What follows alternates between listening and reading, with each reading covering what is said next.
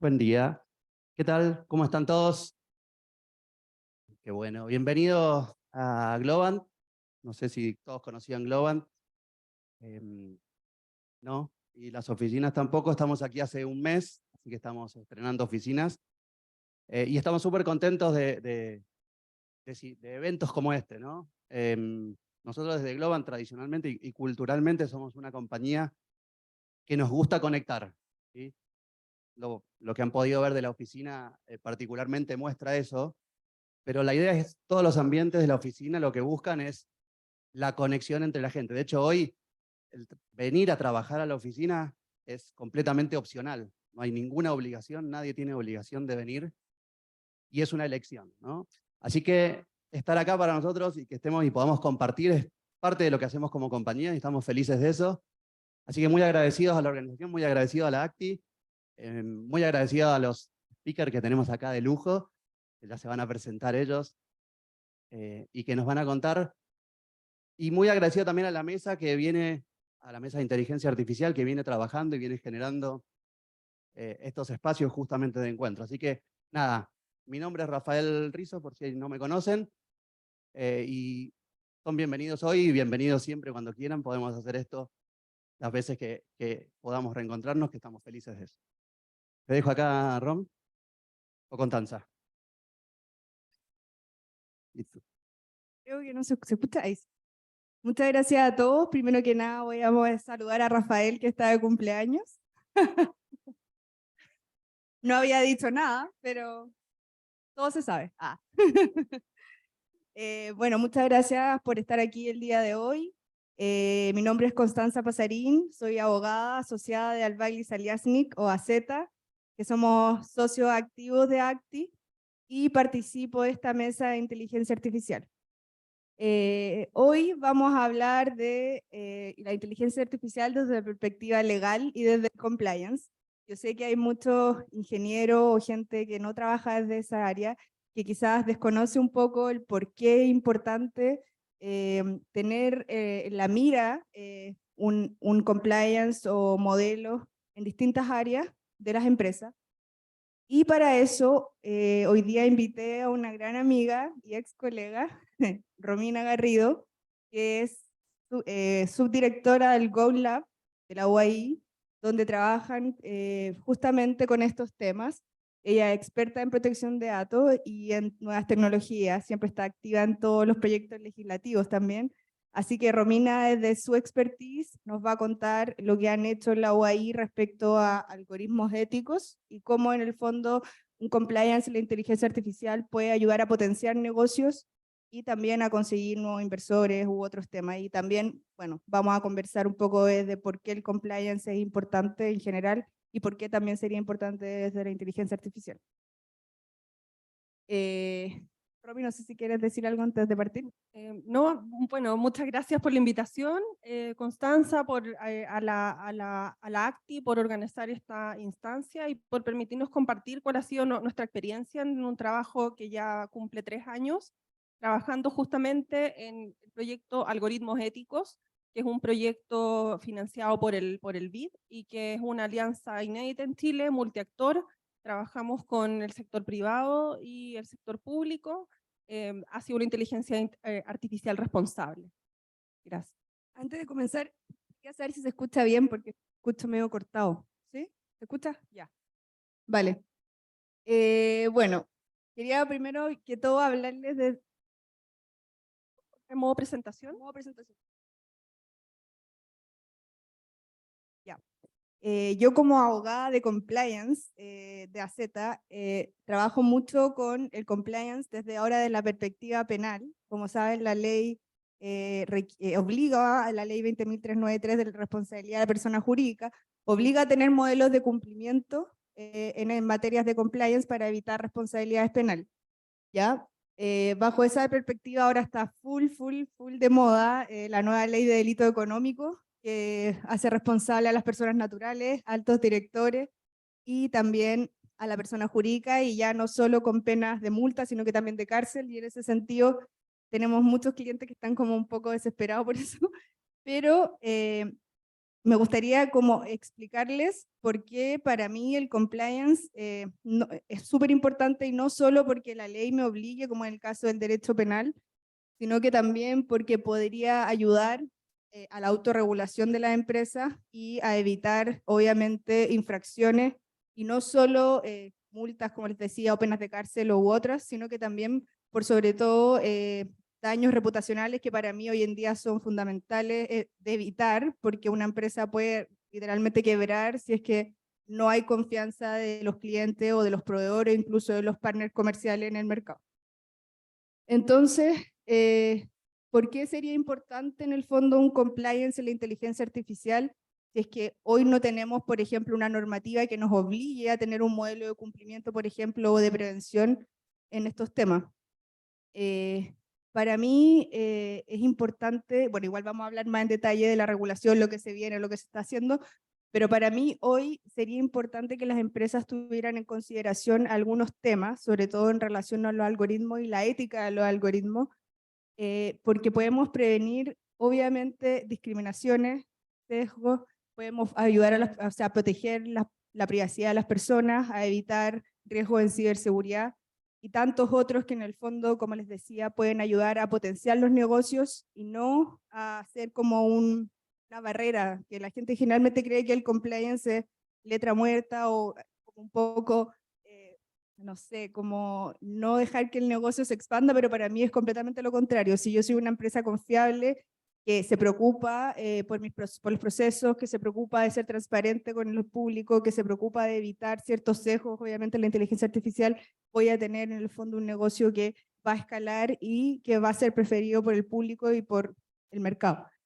Entonces, en esa línea, ahora vamos a conversar sobre dos casos donde la inteligencia artificial ha sido cuestionada.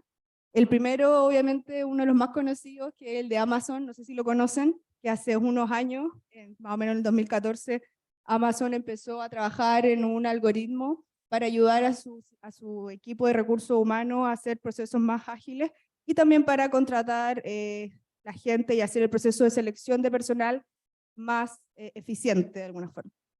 Y lo que sucedió fue que, atrás todavía, gracias.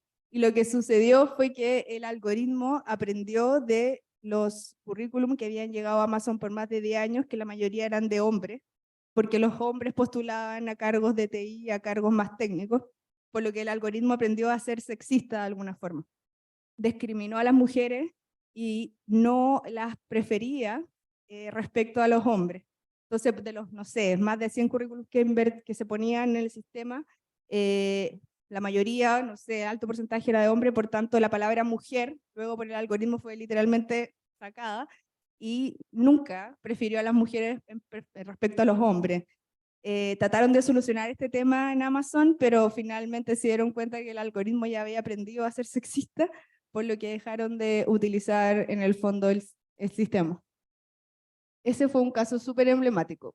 Y por otro lado tenemos este caso de este señor de apellido Williams, de Detroit, Estados Unidos, si no me equivoco, que estaba literalmente en su casa, en su trabajo, trabajando, y le llaman de la policía para decirle que lo iban a arrestar, que se acercara a la comisaría más cercana, y él como, ¿qué onda? En verdad esto es una broma, y porque no entendía nada. Pero lo que sucedió fue que él llegó a su casa y estaba efectivamente la policía y lo arrestaron frente de su familia y todo sin decirle absolutamente nada, solamente mostrándole una foto con una persona que era muy parecida a él, o él, se supone, con los cargos de hurto, robo, etc. Y lo metieron preso. En esa línea, obviamente también es cuestionado por qué un reconocimiento facial sería en el fondo un activo para poder tomar a alguien detenido y no una prueba, por ejemplo, en un juicio, sino que ellos, en vez de investigar más allá, simplemente tomaron lo que había dicho el sistema y dijeron, usted es culpable, se va detenido. Entonces ahí tenemos en el fondo también una discriminación y una falla en el fondo del algoritmo. Así que eso, le doy el pase a Romina para que nos deleite con su presentación. Muchas gracias. Bueno, justamente Constanza cuenta dos casos que son bien emblemáticos. El primero, respecto a la discriminación que se produce por los propios sesgos humanos.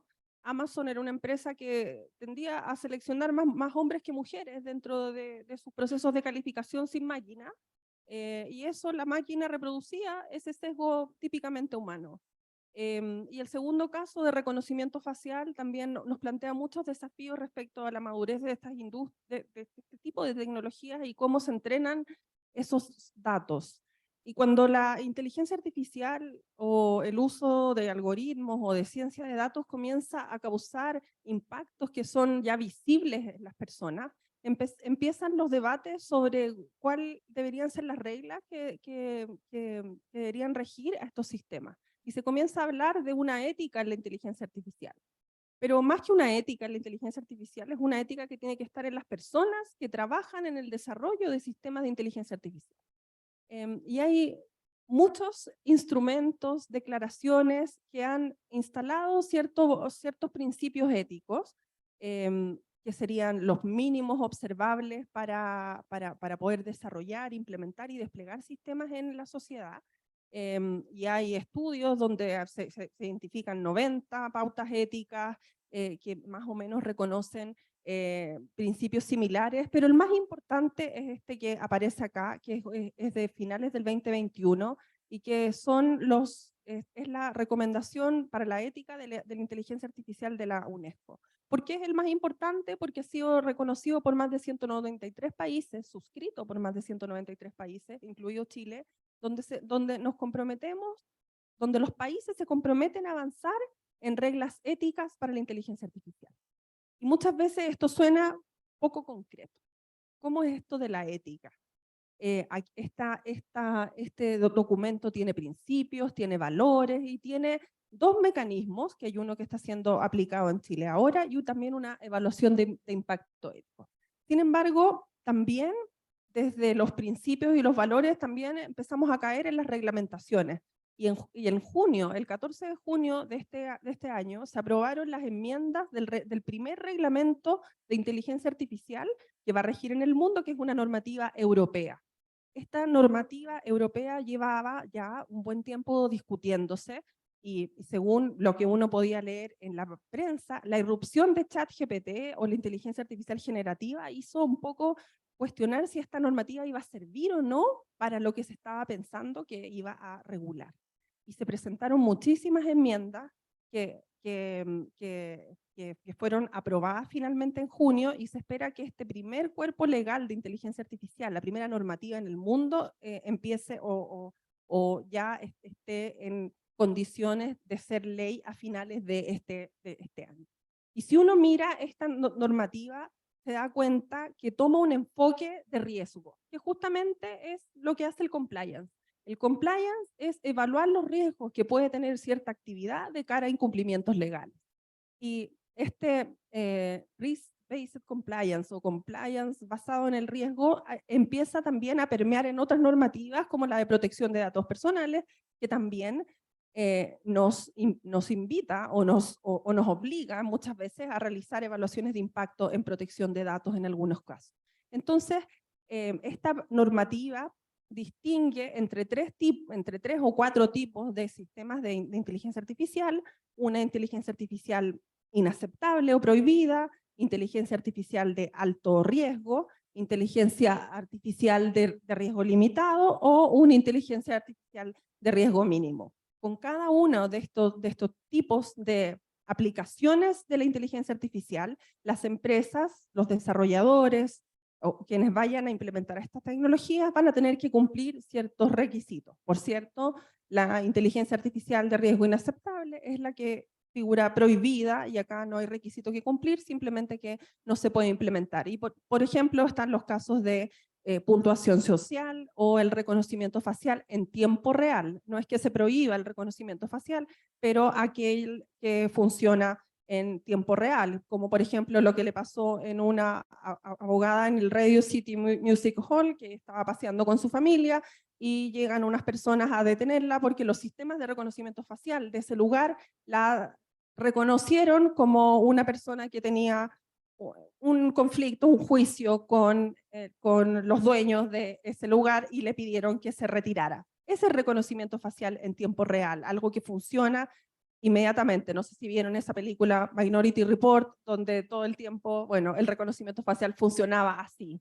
Estas son algunas aplicaciones del reconocimiento facial, que por cierto puede tener buenas aplicaciones, como la identificación de niños en Internet para prevenir los abusos infantiles. No podemos tener miles de guardianes en Internet, pero el reconocimiento facial ayuda a que podamos también identificar niños que están siendo abusados en Internet. Los sistemas de alto riesgo, que son los que más han provocado el debate de esta normativa, se someten, por cierto, a una serie de reglas de cumplimiento, sistemas de evaluación de riesgo, análisis de los datos, registros de trazabilidad, de cómo los sistemas llegan a sus resultados y los que aparecen en esta lámina. ¿Podemos ir a la siguiente, por favor? ¿Y qué está pasando en Chile? Lo más importante, cómo ha permeado este debate mundial en nuestro país. Se presentó un proyecto de ley patrocinado principalmente por un diputado que más o menos está inspirado en la reglamentación europea. Uno pudiera tener su opinión respecto de este proyecto de ley, pero digamos en positivo que es un buen paso para poder iniciar una discusión seria en este sentido en nuestro país. Y que está fuertemente justamente inspirado por la normativa europea, que de todas maneras tenemos que ser cautos, no es una normativa que esté aún vigente, sino que va a entrar en vigencia si todo sale como está planificado el próximo año. Dado también los avances europeos, la ministra de Ciencia también ha salido a declarar que deberíamos tener una regulación de inteligencia artificial, lo que debería ocurrir este año, probablemente. El Ministerio de Ciencia está trabajando, de hecho, en la actualización de la Política Nacional de Inteligencia Artificial, pese que es una política reciente. El Ministerio está trabajando justamente en la actualización más fuerte del eje ética de la inteligencia artificial, apoyado justamente por la UNESCO, y donde se está realizando una de las herramientas que tiene estas pautas éticas, que es el Readiness Assessment o una RAM, que es básicamente medir en qué estado estamos en Chile para la implementación efectiva de las recomendaciones de la ética de la inteligencia artificial de la UNESCO. Entonces, Chile está trabajando en diversas sesiones. Nos encontramos hace unas semanas con Thierry en UNESCO también en una mesa para responder algunas preguntas y poder contribuir también a la actualización de esa política. Finalmente, nosotros como universidad estamos también mirando cómo el sector público está implementando algoritmos o sistemas de inteligencia artificial. Y tenemos un repositorio que se llama Algoritmos Públicos, en la web algoritmospúblicos.cl, donde hay más de 75 casos de uso de algoritmos en el Estado, desde poder analizar con inteligencia artificial el estado de salud de una persona que está en un momento a punto de fallecer para poder recomendar o no la donación de órganos, hasta el sistema de admisión escolar de los niños en Chile que funciona con un algoritmo simple. Hay 75 casos en este repositorio, no todos de inteligencia artificial, pero la mayoría de ellos, el 53%, se identifica como de inteligencia artificial. Entonces, si los estados estamos tomando decisiones tan relevantes para la vida de la persona como decidir o no si son aptas para la donación de órganos, decidir o no si en qué lugar de la lista de espera está una persona, cómo gestionar las camas en los hospitales públicos, la inteligencia artificial tiene que ser responsable.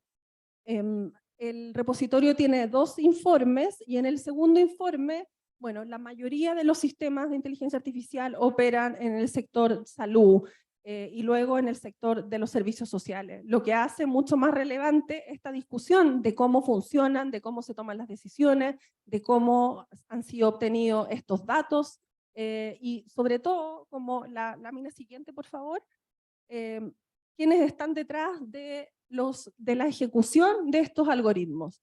Y nuestro informe muestra que al menos el 35% de los algoritmos que están catastrados en este repositorio son ejecutados por el sector privado. También por los propios servicios públicos, cuando tienen sus equipos de data science y desarrollan los algoritmos, o también cuando se contratan o se hacen alianzas con universidades para desarrollar este tipo de tecnología. Pero una parte importante es desarrollado también o ejecutado por empresas privadas. Entonces, cuando un sistema que opera en el Estado es desarrollado por empresas privadas, algún grado de transparencia y responsabilidad debería tener, probablemente un escrutinio mayor que cuando operan en las empresas privadas. Entonces, ¿qué hemos hecho para avanzar hacia los algoritmos éticos? Y ya una cosa concreta es que existen unas bases de licitación tipo para cuando una institución pública va a salir a comprar un proyecto de ciencia de datos o de inteligencia artificial, pida requisitos éticos para el desarrollo de ese proyecto. Y esto está en una base tipo publicada por Chile Compra en febrero de este año, y que si es usada tal cual por la institución pública, no pasa por Contraloría. Y eso les encanta a los servicios públicos, poder saltarse o poder evitar el paso por el órgano Contralor, porque acá ya las bases tipo están aprobadas por la Contraloría, y durante los próximos meses va a salir una directiva de compra que eso apoya a cualquier otra forma de contratación distinta de la licitación pública, que es como este caso. Pero ¿qué es el requisito ético finalmente? ¿Cómo llevamos a la realidad la ética o cómo hacemos el compliance de la inteligencia artificial? Y la última lámina es más o menos cómo hemos trabajado en este proyecto y que creemos que puede ser un buen aporte para la regulación y, por cierto, para los mecanismos de cumplimiento, es tomando en consideración este gráfico que es el ciclo de vida de un proyecto de inteligencia artificial que aparece en el manual de la inteligencia artificial responsable del BID y que nosotros hemos complementado con lo que hemos hecho en el proyecto Algoritmos Éticos. Primero, tener un problema que puede ser solucionado con datos. Y eso es lo más importante. No enamorarse de la inteligencia artificial propiamente tal, sino que el problema que yo tengo puede ser finalmente resuelto con los datos que yo tengo. Y hay una guía de formulación ética de proyectos de ciencia de datos que está publicada por la División de Gobierno Digital y que en realidad puede servir incluso para las empresas privadas y que se hace cargo de 3 aspectos de la formulación, de la transparencia, de la protección de datos y de los análisis de sesgo en los datos que yo puedo tener. Luego, yo, si ya decido implementar una inteligencia artificial, un algoritmo, ¿cómo evalúo el impacto que eso puede producir en los derechos de las personas? Y hay metodologías que nosotros hemos ido probando, como las evaluaciones de impacto algorítmicas. Antes que un algoritmo, que una inteligencia artificial salga a ser operada o a desplegarse, medir o tener claro cuáles van a ser mis pasos a seguir o qué es lo que debería yo hacer en base al riesgo que pueda arrojarme esta metodología. Y por cierto, pensando en los datos también, una evaluación de impacto en protección de datos, que también es un mecanismo que viene por la ley de protección de datos, pero que nos ayuda también al compliance de la inteligencia artificial.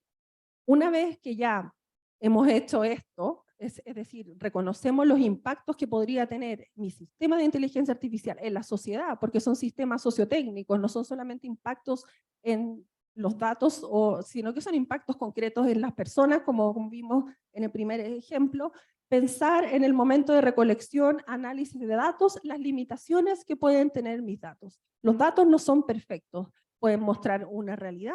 Vimos en el ejemplo de Amazon, por ejemplo, mostraban la realidad de la empresa, pero yo quiero seguir perpetuando esa realidad. Esa es la pregunta, porque muchas veces pensamos de que claro, el sesgo en algunos casos puede ser bueno y puede ser que yo quiera seguir manteniendo esos sesgos en los datos, cuando por ejemplo mis datos para repartir beneficios sociales reflejan en mayor proporción población adulto mayor que población joven. Y yo quiero perpetuar ese sesgo y quiero que el sistema beneficie más a esas personas. Pero eso tengo que hacerlo visible. Y para yo entender cómo son mis datos, también hay herramientas para eso, como las fichas de datos, que son descripciones donde yo voy entendiendo cuáles son mis limitaciones. Luego de eso, cuando se comienza a desarrollar propiamente tal el modelo, generalmente estos modelos se eligen por los interesados, por los que van a salir a usarlos, en base a las métricas tradicionales. La precisión del modelo, el F4, el accuracy, el recall y otro tipo de métricas tradicionales que son las que ofrecen los desarrolladores. La invitación acá es, y la propuesta es no solamente pensar en los modelos desde la óptica de la precisión, sino que también desde la óptica de la equidad. Es decir, cómo se comporta el modelo respecto de grupos protegidos. Si yo tengo, por ejemplo, un modelo que va a detectar el COVID con radiografías, me gustaría saber si el nivel de precisión, que va a ser global, el que me va a mostrar el desarrollador, este modelo tiene un 91% de accuracy, no se equivoca, o sea, se equivoca súper poco. ¿Cómo es esto respecto de niños y adultos, hombres y mujeres? Mostrar esas diferencias en los datos me va a hacer tomar una decisión que finalmente es más ética. Yo prefiero un modelo más justo o un modelo más preciso. Y esas son decisiones que tomamos las personas. Y qué decisiones que tengo que saber después defender en la plaza pública cuando el modelo que esté desplegado en todos los centros de salud de Chile, por ejemplo, alguien se dé cuenta que no descubre bien el COVID en mujeres. Es decir, ¿por qué se eligió un modelo que era menos justo finalmente, pero era mucho más preciso respecto de ciertos grupos?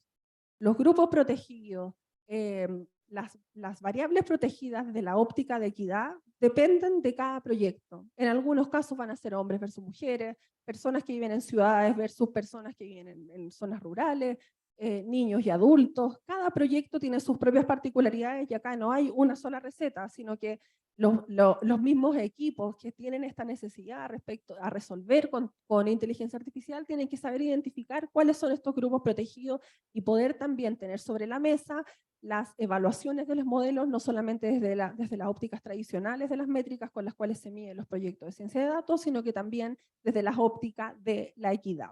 Y si la equidad no va a ser considerada, por ejemplo, porque el sesgo está bien, también visibilizar eso. Y el compliance también es eso, es ir documentando todas las decisiones que yo voy tomando en el desarrollo de la inteligencia artificial.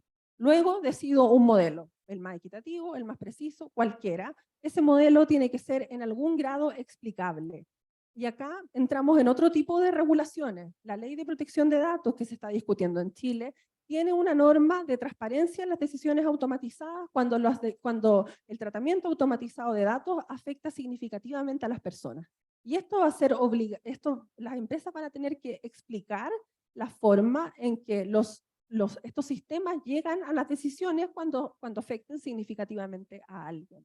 Entonces ya no vamos a estar dentro de un ámbito de la ética, sino que vamos a estar dentro de un ámbito normativo, donde las personas van a tener un derecho a la explicación de las decisiones automatizadas y por tanto las empresas o el Estado también va a tener que saber explicar esas decisiones. Pero la transparencia no solamente es importante hacia afuera, sino que también es importante hacia adentro. Yo tengo que entender por qué se toman las decisiones en mi empresa. Si un algoritmo de inteligencia artificial me está ayudando a tomar decisiones de logística, por ejemplo, a despachar camiones de un lado para otro, o a atender ciertos sectores preferentemente, yo también debería ser capaz de entender por qué el sistema está funcionando de tal o cual manera. Y nosotros acá también hemos explorado herramientas como el análisis de contrafactuales o las model cards, que son más narrativas respecto de la transparencia de los modelos. Y finalmente tenemos un algoritmo que se comienza a usar, que empieza a mostrar resultados, que ya empezamos a introducirle datos reales y deberíamos planificar también acá auditorías algorítmicas y de ver realmente que el sistema de inteligencia artificial esté dando los resultados que se previeron que se iban a dar. Y las auditorías algorítmicas vienen consideradas en las bases tipo, por ejemplo, donde el Estado puede solicitarle a su proveedor privado que vaya revisando cada 6 meses cómo los datos de entrada ahora del modelo se comportan de la forma en que deberían comportarse de acuerdo a las pruebas que se realizaron durante todo el proceso de desarrollo. Esta es nuestra propuesta que creemos que puede ayudar a la regulación, pensando desde una óptica de riesgos, pero también pensando desde una óptica de cumplimiento y sobre todo tratando de evitar, porque nadie sale a desarrollar sistemas de inteligencia artificial para producir daño. Los daños se producen de manera colateral porque no se han analizado, no se han pensado ciertos factores que eventualmente podrían perjudicar a las personas. La ética se trata justamente de eso, de justificar y de poder analizar con detención y de poder documentar cada una de las decisiones que yo voy tomando en el desarrollo de estos sistemas, y creemos que experiencia práctica, esto nosotros no es una lámina que nosotros nos hayamos imaginado, esto lo estamos haciendo con 3 servicios públicos en Chile, que están trabajando con empresas privadas grandes. No ha sido fácil, por cierto, pero creemos que este es el camino. Y si bien hoy en día la venta de sistemas de inteligencia artificial está bien estandarizada, van a tener que rediseñarse algunos de esos procesos en miras de poder introducir ciertos pasos adicionales para la prevención de daños, finalmente, y la protección de los derechos de las personas, que es lo más importante. Gracias, Romy. Oye, muy, muy claro. Antes de abrir la palabra al público, yo tengo algunas preguntas para Romina, pero hay una que quiero tu opinión, porque yo tengo una opinión particular respecto a esto. ¿Qué opinas? O sea, yo estoy muy de acuerdo también con lo que está pasando en Chile, con que se esté hablando de una regulación de la inteligencia artificial, etcétera, etcétera, etcétera. Pero me pasa que todavía no tenemos ni una ley de protección de datos personales, ni experiencia en esa ley. Entonces, ¿cómo lo ves tú? Yo veo que es contraproducente hablar hoy en día o seguir avanzando en normativa cuando no tenemos el piso firme, que para mí es la protección de datos personales, porque todo se construye a través de eso, y estamos hablando del techo, ¿cachai? Como que, ¿cómo ves tú esta discusión, o que sigamos como regulando por todos lados y no tenemos ni una cosa como muy clara? O sea, me pasa que también van a haber muchas autoridades que van a tener facultades por ejemplo, en datos, para regular datos, para fiscalizar, etcétera. Entonces, ¿qué opinas tú de que sigamos regulando sin tener todavía claridad, experiencia? Yo creo que la regulación de la inteligencia artificial como ley de inteligencia artificial no es el único camino. De hecho, el proyecto Algoritmos Éticos, en el que llevamos trabajo, que finaliza ahora, propuso nuevas formas de generar estándares con la regulación que tenemos. Generar estándares de compra, generar estándares, por ejemplo, un segundo paso para mí sería la imposibilidad de financiar proyectos desde el Estado que no contemplen la ética en la inteligencia artificial. O sea, si ese es nuestro discurso, y ahí necesitamos ley, necesitamos que el Estado ponga reglas en los proyectos ANIDE, los proyectos Corfo, donde no financia desarrollos de privados, por ejemplo, que no incorporen la ética en la inteligencia artificial. Entonces, la ley es un camino, y por cierto, es mucho más importante ahora, en mi opinión también, Constanza, avanzar en la ley de protección de datos, que es una base para poder tener una buena gestión de datos en las organizaciones, y también y de esa forma en un futuro poder avanzar a un sistema de compliance en inteligencia artificial. No todos los sistemas de inteligencia artificial, por cierto, operan bajo datos personales.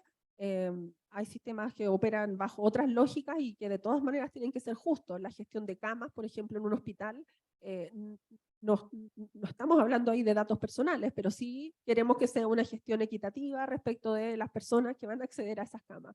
Entonces, la ley de datos personales es una discusión que nosotros llevamos muchísimos años.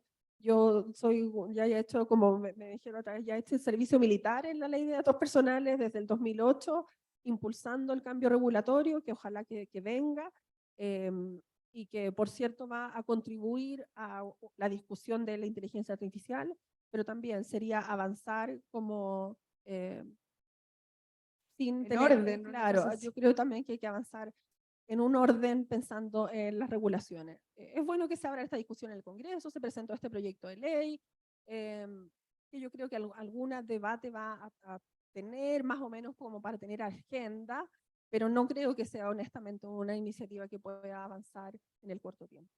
Gracias. Y ahora, antes de abrir de nuevo en las preguntas, quiero preguntarte, aquí tengo anotado porque en verdad no lo pensé. ¿Cómo se pueden establecer estándares éticos, bajo tu opinión, para establecer la inteligencia artificial en un mundo donde tenemos diferentes valores y culturas? No todas las personas pensamos igual, no todos tenemos los mismos valores. Entonces, bajo tu perspectiva, ¿qué crees tú que sería importante considerar para que tengamos una ética en la inteligencia artificial que sea como transversal a todo? Bueno, yo creo que el avance más importante es justamente esta declaración de la UNESCO, que ya al menos considera 4 valores básicos: la protección de los derechos humanos, la sustentabilidad, el medio ambiente, y que ya siendo suscrita por 193 países es un avance. Por cierto, cada uno puede tener una propia moral, pero la ética es algo compartido entre la sociedad. Y que tenemos que pensar en esas diferencias. Cada uno finalmente va a tomar sus propias decisiones cuando esté implementando este tipo de tecnología, y lo importante es poder defender esas decisiones. Si yo puedo defender que voy a desplegar un algoritmo que es sexista y lo quiero defender en la plaza pública, bueno, adelante, vamos a ver cómo le va a esa empresa en el futuro, porque la ética hoy en día, compartida por todos, es que tenemos que avanzar hacia una sociedad mucho más igualitaria entre hombres y mujeres, con las mismas oportunidades, y que no se perpetúen los sesgos que tradicionalmente han existido en nuestra sociedad y que van a seguir existiendo. El problema acá no son las máquinas finalmente, sino que son las personas que están detrás de las máquinas, que han recopilado ciertos datos, y las máquinas aprenden de esos datos.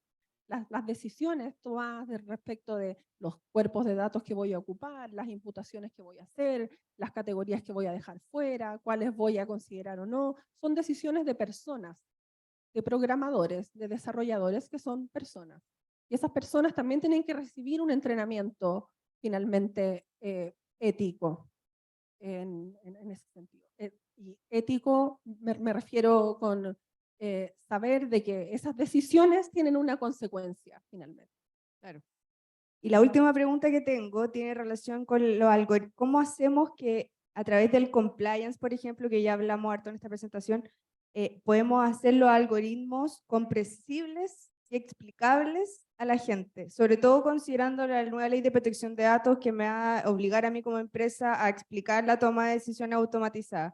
Entonces, yo, empresa, ¿cómo o qué hago, según tu opinión, para poder hacer este tipo de algoritmos explicable a todo tipo de gente? Ojo, porque aquí también hay que pensar que aquí no todas las personas tienen el mismo nivel educativo, el mismo nivel de comprensión. Entonces, ¿cómo hacemos que esto sea transversal a la población? Bueno, la transparencia algorítmica tiene tremendos desafíos, y desafíos que ya están siendo abordados por las regulaciones antes de abordar la inteligencia artificial. En Europa existe ya normativa que exige la explicación de las decisiones automatizadas y que está operando desde el 2018. Y ya hay varias luces de lo que las autoridades reguladoras en ese sentido, cómo han interpretado esto de la lógica aplicada al tratamiento y cómo se explica esto. Yo no tengo una respuesta unívoca a esto, porque la transparencia algorítmica depende de mis audiencias de transparencia. ¿Para quién quiero ser transparente? Si tengo que ser transparente para las personas, probablemente a las personas no les interesa el código del algoritmo, porque no lo van a entender. A mí, si me entregan el código de un algoritmo y me dicen, bueno, aquí tiene el algoritmo transparente, yo no lo voy a entender. Yo soy abogada, no sé programar. Pero hay que entender las audiencias, hay que entender las obligaciones a las que voy a estar sujeto en caso de la transparencia.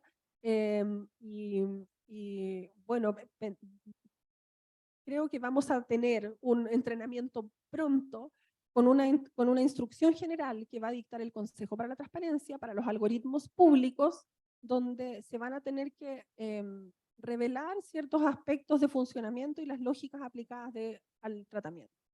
Y los algoritmos públicos van a tener que ser transparentes, pero este primer grado de transparencia está pensado en las personas, está pensado en un lenguaje claro, no está pensado en aquellos que quieren hacer una auditoría del algoritmo, que por cierto tienen que tener mucha más información, sino que está pensado en el ciudadano que quiere saber por qué no le llega el beneficio, por qué lo asignan a tal colegio, o por qué el Estado toma ciertas decisiones y de qué manera llega a esas decisiones. no hay una respuesta unívoca de la transparencia, es importante para afuera, para adentro, herramientas hay para poder explicar algoritmos que son complejos de explicar. El aprendizaje profundo nos presenta enormes desafíos de la explicabilidad, pero hay cientistas de datos, de Machine Learning, que están estudiando esto desde la inteligencia artificial explicable y pensando en tecnologías que puedan hacer que estos algoritmos sean más entendibles por las personas desde una manera desde visual, gráfica, entendiendo cuando se cambian ciertos parámetros, cómo también se van cambiando los resultados que producen estos sistemas. Sí, estoy muy de acuerdo contigo, Romina, en verdad es un largo camino que hay que seguir, estamos recién en la letra A, así que nada, esa es la presentación que teníamos preparada para el día de hoy, muchas gracias a todos y abro la palabra al público.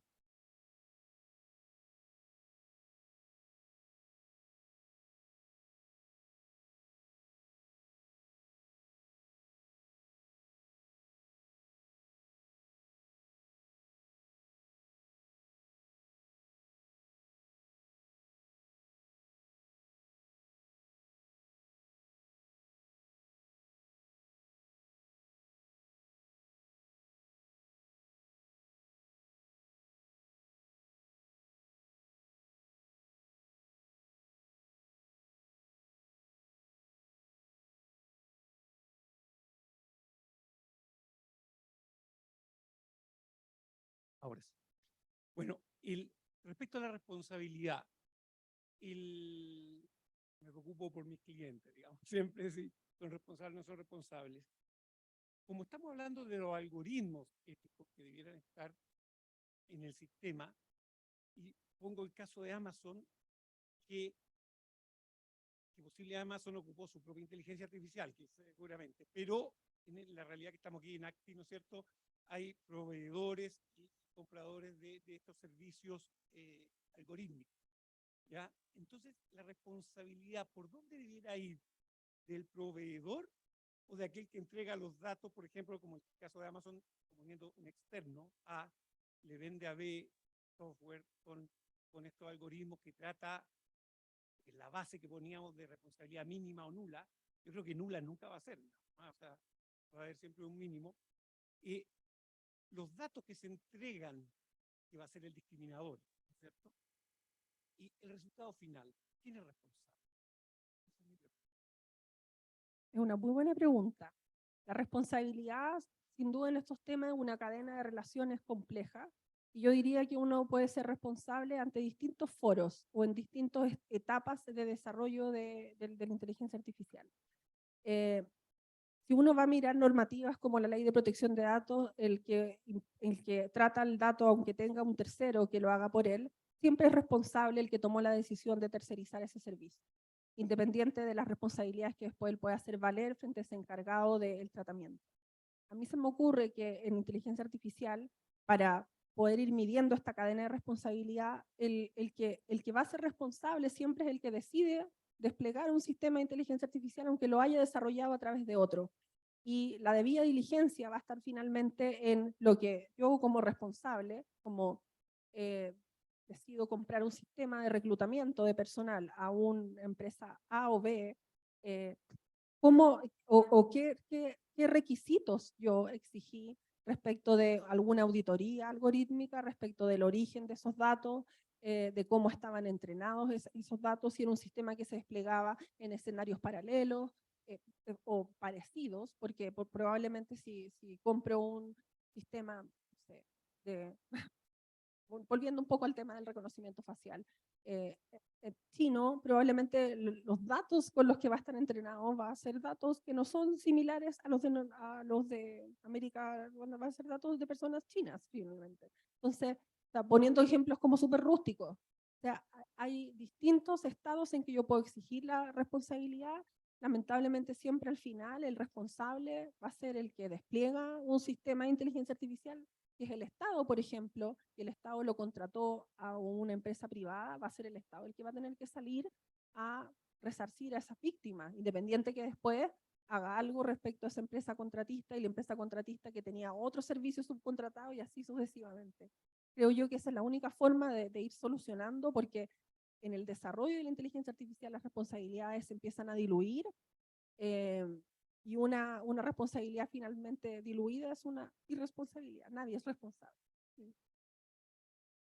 Romina, yo creo que justamente el tercero que puede, por ejemplo, desarrollar el sistema para tu cliente, por ejemplo, su responsabilidad está en hacerle caso al responsable, es decir, en la vía de diligencia, como decía, en tratar la información, en crear el sistema de acuerdo a las directrices que fueron mandadas. Entonces, hasta ahí llega su responsabilidad, para mi gusto, igual que en datos, y luego, claro, el responsable principal es el que mandó a diseñar, y ahí se verá y se repetirá respecto a la cadena, pero efectivamente el que pone la cara, el que toma las decisiones.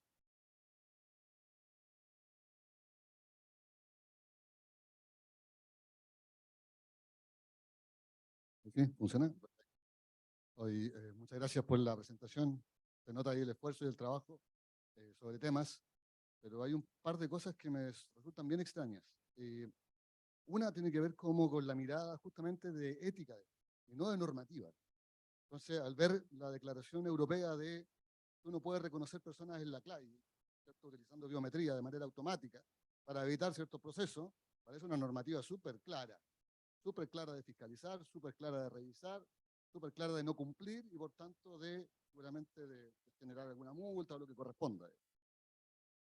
Una mirada ética en Chile ya lo hemos visto. Tenemos gente que ha cometido crímenes gigantescos y está en clases de ética. No sé si habrá aprendido algo de aquello.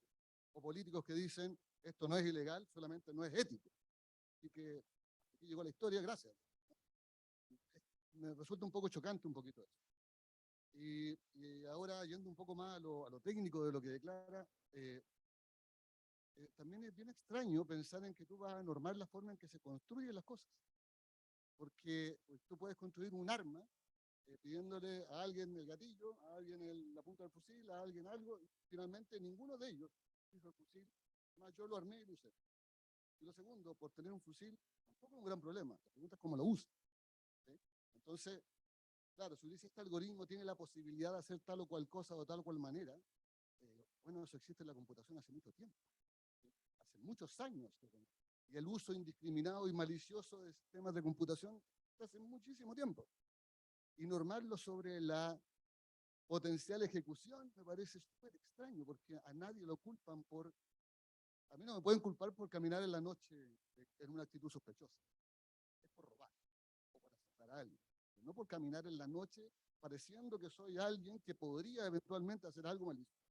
Eso es bien extraño. Y llevarlo también a los programadores, por decirlo de alguna manera, me parece aún peor, digamos, así como diciendo, ¿sabe qué? El culpable de que ahorcaran a esta persona es el que puso la madera y con los palitos para poner... No, alguien lo mandó a ese tipo a hacer eso, con un propósito, y a lo mejor el tipo lo hizo hasta engañado, no tiene idea. Lo otro, estas líneas de responsabilidad, no sé, el trabajo infantil en el mundo.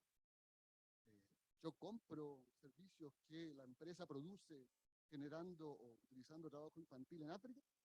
Lo sé, no lo sé. Cuando lo compro, soy cómplice. Cuando se tienen medidas de responsabilidad hasta el día de hoy. Es súper claro. Hay lugares donde uno puede ver y uno se dio cuenta y uno lo sabía y por tanto te volviste, no sé si la palabra es cómplice,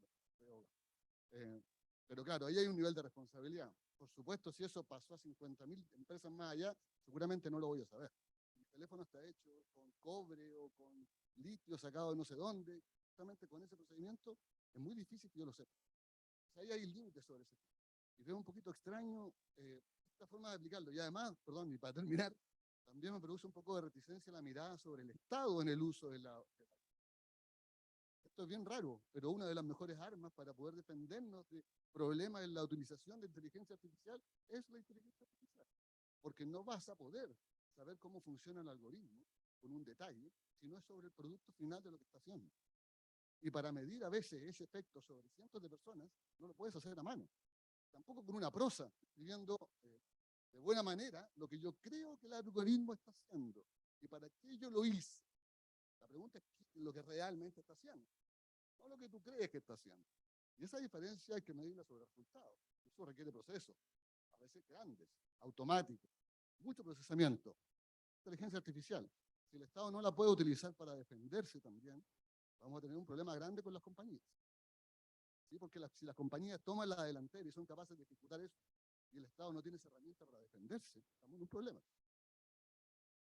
Es una mirada, perdón, por lo que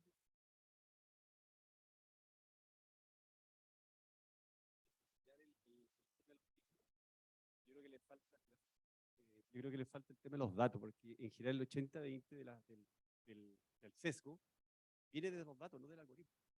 El algoritmo uno lo tunea y lo seca todo el rato, porque cuando tú haces aprendizaje automático, estáis metiendo sesgo para poder obtener una buena precisión, pero no es el algoritmo el problema. El algoritmo es, o en general, viene de los datos. Entonces, yo creo que acá les falta el título datos y algoritmos éticos, podría ser, o datos más grandes, porque ahí es donde está el gran origen del sesgo que los sistemas de entrenamiento los toman de lo que está en Internet, en el fondo, básicamente, hoy día. En la mayoría de los casos, claro, el sesgo viene de los datos, pero también puede venir de los modelos. Hay un paper súper interesante de Solon Barocas que se llama El efecto dispar del Big Data, que explica súper bien los sesgos, los sesgos en los sistemas de inteligencia artificial. Para mí leerlo fue como una explosión mental de decir, no solamente en los datos está el sesgo, sino también en decisiones, sino también en las personas, sino también en los modelos.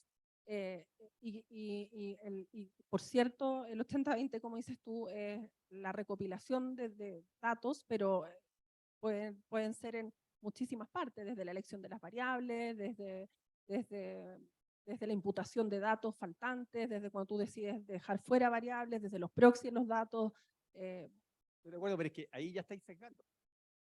De hecho, el hecho de manipular datos, ya estáis sesgando, ¿de acuerdo? ¿Me entendí? Entonces, es como que, digo yo, de que yo no digo que lo que está diciendo está perfecto. Lo que digo yo es que hay que agregar la palabra en el discurso, que el origen viene en los datos. Ahí yo creo, nosotros que trabajamos en esto y hacemos aprendizaje automático, lo estudiamos, etcétera, en general lo que estáis tratando de resolver es lo que viene en los datos.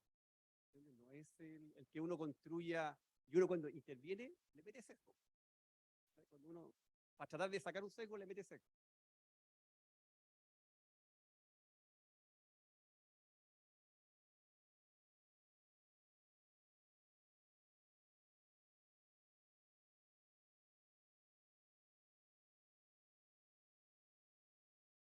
La informática. Y a nosotros como estudiantes nos pasa esto, de cómo nosotros como programadores en general nos cuidamos de esto.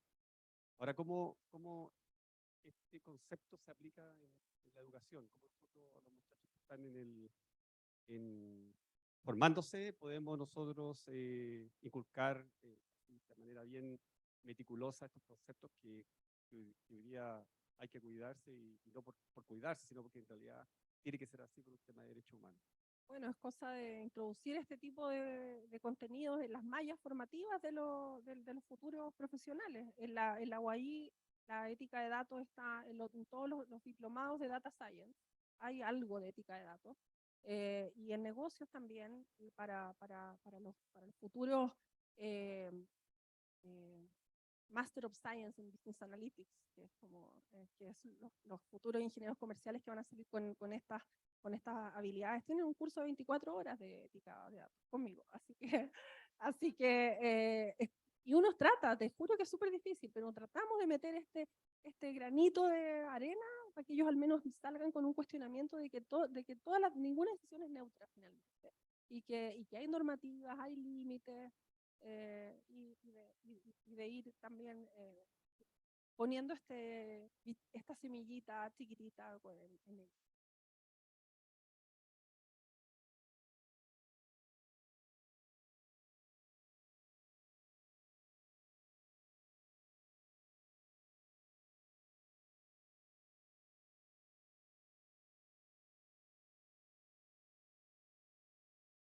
Hola, Romina, Constanza, muchas gracias por este tremendo panel, porque la verdad es que han visto el interés que demuestra en toda la audiencia. Yo tengo dos preguntas, quiero hacer una, voy a darme el derecho a hacer dos preguntas. Una, primero respecto de, bueno, la IA al final es hoy día es una herramienta para la toma de decisiones, en los seres humanos, en las compañías y todo. Entonces al final, y efectivamente, como lo decían, hay sesgo a nivel de los datos, hay sesgo en los modelos, hay en toda la cadena, y la decisión también. Y refleja hoy día, dado que se alimentan los datos, refleja los sesgos de la sociedad, ¿no es cierto? Eso lo estamos viendo, ustedes lo comentaron, y es notorio también en los nuevos algoritmos de hablaron más bien de los datos, yo diría, tipo modelos más predictivos, pero hoy día aparece una nueva IA, que es la IA generativa. Y esa IA nos plantea un montón de temas, porque además hace alucinaciones, porque además genera una serie de información que no teníamos a la vista. Entonces, es bien complejo la explicabilidad ahí. En fin, hay una serie de temas que se plantean con esta nueva IA generativa. Bueno, les planteo ahí si lo han pensado, esa es la primera pregunta. Sí, y por cierto, respecto a ChatGPT, que es la inteligencia artificial generativa más conocida, los reguladores de protección de datos ya están haciendo algunas cosas. El regulador italiano la prohibió durante un tiempo hasta que fueran capaces de al menos explicar o de tener disponible una política de privacidad entendible para los usuarios que introducen datos ahí o pueden entender qué datos están siendo usados. La Red Iberoamericana de Protección de Datos, que ya viendo a un contexto más local, que son las autoridades reguladoras de protección de datos, donde no está Chile, lamentablemente, también está evaluando los impactos de ChatGPT en la privacidad, y son discusiones que, por cierto, vamos a tener que tener, no solamente desde la óptica de privacidad. Ya hay un conjunto de autores, por ejemplo, que ha demandado a ChatGPT por tomar las obras sin consentimiento y construir obras derivadas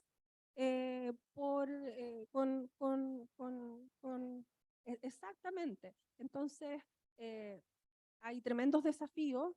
De todas maneras, ChatGPT, si bien empieza a alimentarse de muchísimos datos y Internet, sabemos que no es una fuente, yo diría, muy confiable de datos. Yo usaría ese tipo de inteligencia artificial generativa sabiendo que puedo corroborar lo que ahí dice.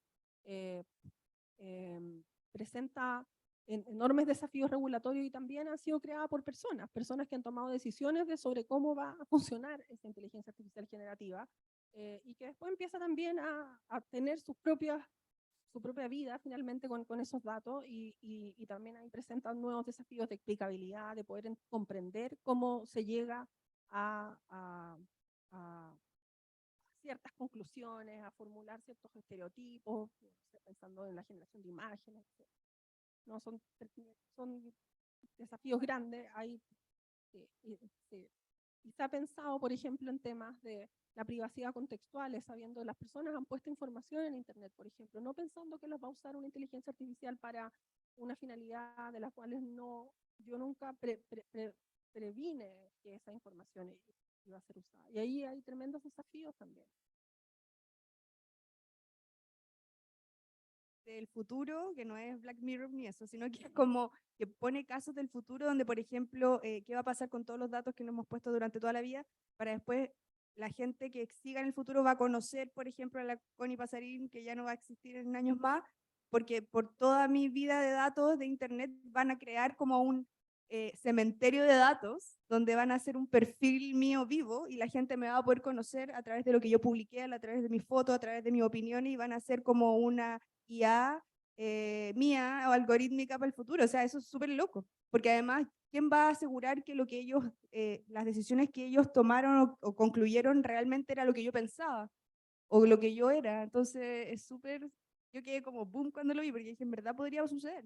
Es un buen negocio futuro, como poder conocer a las personas por lo que pusieron en Internet y crear como una inteligencia artificial viva de la persona. Muy interesante, no me acuerdo ahora la serie, pero la voy a buscar. Crearon como un avatar de Darwin. Darwin. Abrió el Congreso. Sí. No era él. Pero es un tema, es un tema, yo creo que es un tema abierto, por lo que efectivamente todavía estamos recién avanzando en eso. Y el segundo tema, la segunda pregunta, es respecto de la ley de regulación de la IA que salió en Chile, que toca temas bien complejos para el desarrollo y la innovación en IA, porque pide autorización para poder hacer un algoritmo. Cuando uno está haciendo innovación, no sabe hacia dónde va. Esa es la verdad de las cosas. Entonces, es un proceso exploratorio, ¿no? Y esto está pidiendo como permiso para hacer exploración de algo que no sabemos muy bien, y que muchas veces, como todos los que han emprendido, han estado en innovación, uno parte por un camino y termina por otro camino y bifurca de nuevo. Entonces, esto se ve como que atenta, diría yo, con la innovación, con la I+D, con el desarrollo, entendiendo además que nuestro país está en los albores, digamos. Entonces nosotros tenemos que dar pasos de gigantes para llegar a los niveles que existen en el mundo hoy día, digamos. Principalmente están los que están liderando esto, son compañías y las universidades en Estados Unidos, en Europa, y algunas en Asia, digamos. Entonces, esa es la pregunta, digamos, ¿no? Porque No, por cierto, el proyecto de ley tiene buenas intenciones, pero varias deficiencias que deberían corregirse. Hay que tomarlo así, como una primera iniciativa, una moción que tiene largo camino por delante.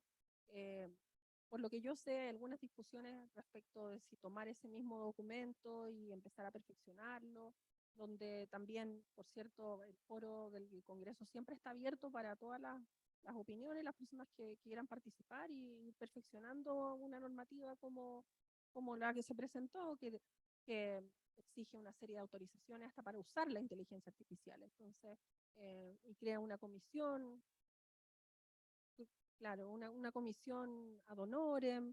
No, si tiene, es un proyecto como pienso yo, de cuyo objetivo es abrir un debate, pero dudo que esa sea la real forma en la que, o al menos en mi opinión, no es la forma en que deberíamos avanzar hacia una regulación de la inteligencia artificial. De hecho, se toman los casos europeos, que uno pudiera parecerles como muy lógico, pero también vivimos realidades distintas. Hace poco, por ejemplo, no sé, circulaba dentro de mis redes, yo me muevo en redes más de protección de datos, un dictamen de la Agencia Española de Protección de Datos que declaraba el root, por ejemplo, como un dato sensible. Y esa no es nuestra realidad en Chile. El root no es un dato sensible, no es un dato, ni siquiera es privado hoy en día. O sea, yo puedo saber en 2 minutos cuál es su root si pongo su nombre en internet porque aparece el rutificador. Entonces, las realidades de los países, de las sociedades son diferentes. Y esos son aspectos que hay que tomar en cuenta al momento de regular. El proyecto de ley, claro, se toma mucho de la regulación europea en cuanto a los casos prohibidos, el alto riesgo, y también tiene de lo suyo con esta comisión que busca como emular lo que también se ha creado en otros países. En España ya hay una agencia reguladora de la inteligencia artificial. En otros países las agencias de protección de datos han tomado el rol de regulador de la inteligencia artificial. Es una realidad que vamos a tener que empezar a explorar. No tenemos aún una agencia de protección de datos y hay que esperar, como hay que ir paso a paso y podemos ir sí instalando buenas prácticas de regulación que no sean leyes, sino que estándares también en la industria. Nosotros dentro del proyecto Algoritmos Éticos, nuestra parte del sector privado puede desarrollar una herramienta de due diligence para Venture Capital, es decir, para aquel que va a invertir en inteligencia artificial, va a financiar una startup, pueda medir el nivel de riesgo respecto de estos aspectos que hemos hablado para saber si, o sea, no es un not go, pero es al menos tener algún grado de conocimiento sobre el impacto que pudiera tener pensando en estos aspectos éticos. Y así podemos ir pensando en otras soluciones que vayan avanzando hacia la estandarización antes de pensar en la regulación como la ley. Bueno, somos un país que nos encantan las leyes, pero también ir pensando en otro tipo de acciones que podemos tomar. Autorregulación. Bueno, eso. Yo creo que, no sé si hay más preguntas. Hola Romina, muchas gracias por la presentación, fue súper clara. Me sentí bastante movido a querer hacer el diplomado en la UAI, Derecho Informático. Bueno, soy Kevin Reyes, soy científico de datos en Flow y tengo una pregunta, pero también una aportación a lo tocado previamente sobre los algoritmos éticos y los datos.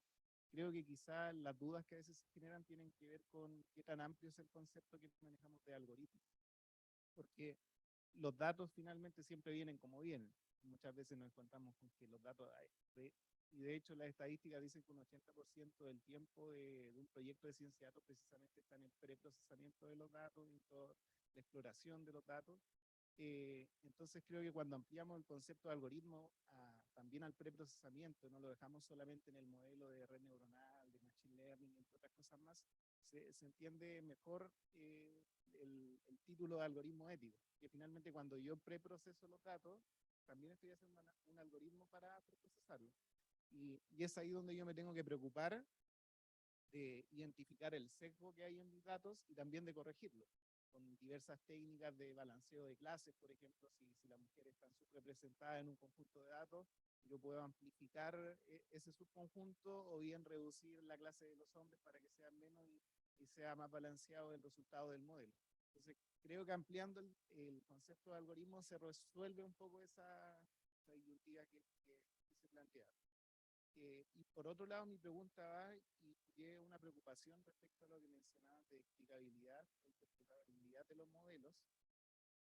Quisiera saber si es que se ha tocado el tema de regular las aplicaciones de inteligencia artificial en empresas privadas, en términos de explicabilidad.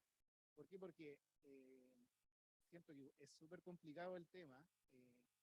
Sabemos que hay redes neuronales que, sobre todo en proyectos de redes neuronales de deep learning, la explicabilidad e interpretabilidad de los modelos a veces es bastante compleja. A diferencia de algunos modelos más tradicionales de machine learning, donde sí tenemos cierta luz de cuál es el camino que el modelo sigue para llegar a un resultado, los modelos de redes neuronales está en desarrollo. Hay modelos donde ya hay herramientas para interpretar qué es lo que hacen, pero hay muchos otros que no. Hay herramientas como los chat values también para poder saber interpretar un poco post al modelo qué es lo que está haciendo para llegar al resultado. Entonces, muchas veces nos encontramos la disyuntiva entre elegir entre un modelo que tiene mejores resultados, mejor accuracy, pero es menos interpretable que uno que tiene mejores resultados, y ahí cierto que, bueno, va a depender del proyecto, pero muchas veces me imagino que dentro de la empresa los intereses van a ser, desde el punto de vista de otorgar una mejor solución o tener mejores resultados, priorizar el modelo que tiene mejor accuracy, sobre todo si la diferencia es considerable. Entonces quisiera saber ahí si se ha conversado algo respecto a eso y las regulaciones que se vienen. Respecto al sector público, yo ya les comentaba esta instrucción general que va a existir respecto a como al parque de algoritmos existentes en el Estado, por decirlo de alguna forma, y que van a tener que tener algún grado de explicabilidad. Y respecto al sector privado, la única normativa que vamos a tener dentro del, ojalá del corto plazo, es la de la Ley de Datos Personales, que obliga que le garantiza un derecho a las personas a oponerse a las decisiones automatizadas y el derecho a obtener una explicación sobre la lógica aplicada al tratamiento. Hay otra obligación también respecto de las empresas que utilizan estos sistemas, que va a ser transparentarlos, es decir, en toda la información que van a tener que revelar sobre el tratamiento de datos, que es la información, el deber de información y transparencia que aparece en el proyecto de ley 14 ter, si mal no recuerdo, aparece también el tener que decir: yo estoy usando algoritmos de inteligencia artificial para decisiones que producen un impacto significativo a las personas y son tales. Eso es solamente decir que estoy usando decisiones automatizadas. Las personas van a tener el derecho también a poder conocer cuáles son los criterios detrás de esas decisiones automatizadas, y aquí la empresa va a tener que tomar una decisión, porque la multa por no respeto de derechos o por el ejercicio o por no garantizar los derechos consagrados en la ley puede constituir una infracción grave o gravísima en algunos casos, que puede llegar hasta las 20.000 UTE. Entonces, si yo no voy a poder garantizar el derecho que aparece en el 8 bis para las personas, no voy a poder explicarle a las personas, ¿qué elijo? ¿Un modelo más explicable pero menos preciso? Claro, y esas son, finalmente, son decisiones que se van a tener que tomar en las compañías para poder garantizar los derechos de las personas que van a estar consagrados en esta ley. Ahora, no son todas las decisiones las que voy a tener que explicar.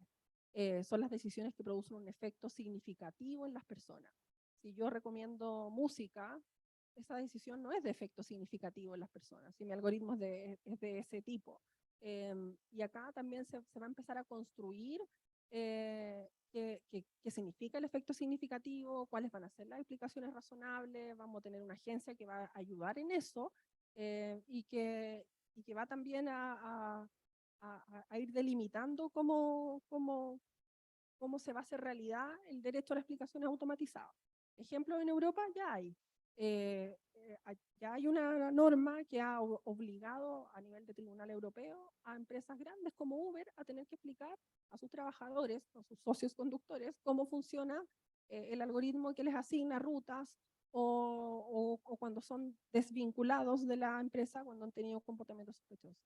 Y hay un estudio del que el otro día se lo compartí a Oscar del del Privacy Forum, que es como todas las veces en que se ha aplicado este artículo del GDPR por las distintas autoridades de datos personales y cómo se ha interpretado finalmente que tiene que ser esta explicación, a qué tiene que llegar, qué tengo que yo decir finalmente. Porque efectivamente cuando hay modelos complejos, yo podría quizás ocupar, nosotros al menos en algoritmos éticos lo que hemos ocupado es una herramienta de Google que se llama What If, que es de contrafactuales, y eso nos ha ayudado para algoritmos de Machine Learning y poder explicar que el cambio en una circunstancia, cómo se mueve la respuesta del modelo. Y eso también ayuda a que un modelo sea más entendible por la... En la misma línea, así está encendido. En la misma línea, todo esto está pensado en persona natural. Hay algo conversado respecto a servicios a empresas y toco un poco el tema que se habló hace un rato, que tiene que ver con las responsabilidades. O sea, ¿hay alguna regulación respecto a la explicabilidad de un modelo cuando yo soy proveedor de un modelo de un tercero o yo estoy utilizando la empresa? ¿Se ha hablado algo de que tenga una exigencia mínima de explicabilidad al momento de vender ese modelo a otra empresa? Al momento no, pero si tu modelo que tú vas a adquirir de un tercero va a impactar a personas que son tus clientes, tú deberías exigirle a ese proveedor, a raíz de que tienes que cumplir tu normativa como responsable del tratamiento, cómo funciona. Entonces, como colateralmente empiezan a tocar ahí distintas normativas, pero creo que, claro, pero ese sería como el único acercamiento, yo diría, normativo, al cual yo tengo que saber cómo funciona ese sistema, porque voy a tener que explicarle a las personas el tratamiento automatizado de sus datos personales.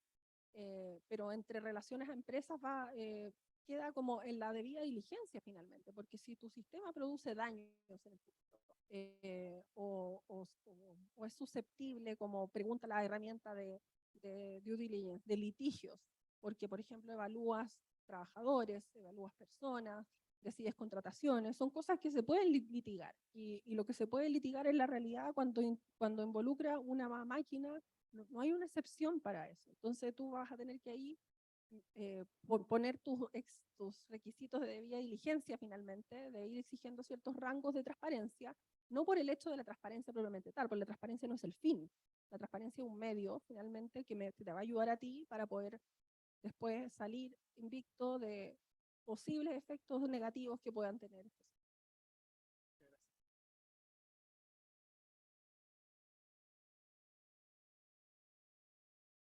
¿No hay más preguntas? Entonces, estamos por finalizada la presentación. Muchas gracias, Romina, y muchas gracias a todos por asistir.